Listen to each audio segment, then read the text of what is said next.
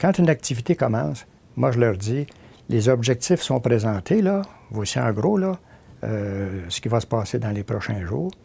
Et sur papier, alors moi, j'ai une feuille préparée à l'avance. Sur papier, vous allez mettre 2 préoccupations dont vous voulez discuter pour que l'activité soit plus utile pour vous. Alors, pensez à vous, là. Moi, ma responsabilité, c'est, disons que j'ai préparé 75 du contenu. L'autre 25 il va venir de vous.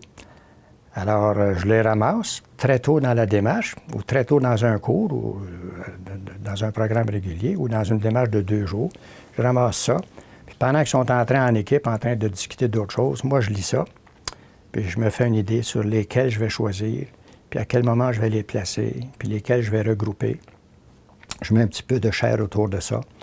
Et assez souvent, là, pendant l'activité, moi, je reviens avec ça. Je vais prendre un exemple là, qui est assez fréquent. Là. Quelqu'un me dit je suis devenu le patron de mes collègues. Ça fait quelques semaines, ça fait quelques mois. C'est pas un cadeau. Moi, je veux discuter de ça. À date, là, je n'ai rien fait de particulier, mais il me semble qu'il y a des choses que j'aurais dû faire que je n'ai pas faites. Alors, je vais réintroduire ça. Donc, je vais demander à la personne si elle veut assumer son rôle, bon, la personne qui m'a écrit ça, c'est pas identifié, là. Écoutez, soyez bien à l'aise, là. Moi, je vais l'assumer, ce rôle-là. La première chose que je sais, la personne... Non, c'est ma question, ça. Je vais l'assumer. Alors, je dis à la classe maintenant, OK, interagissez avec cette personne-là. Donc, les étudiants deviennent un peu des conseillers, des conseillères dans cette situation-là. Et la prime, là, c'est les remarques pertinentes que vous allez faire à cette personne-là. Qu'est-ce que tu as fait à date?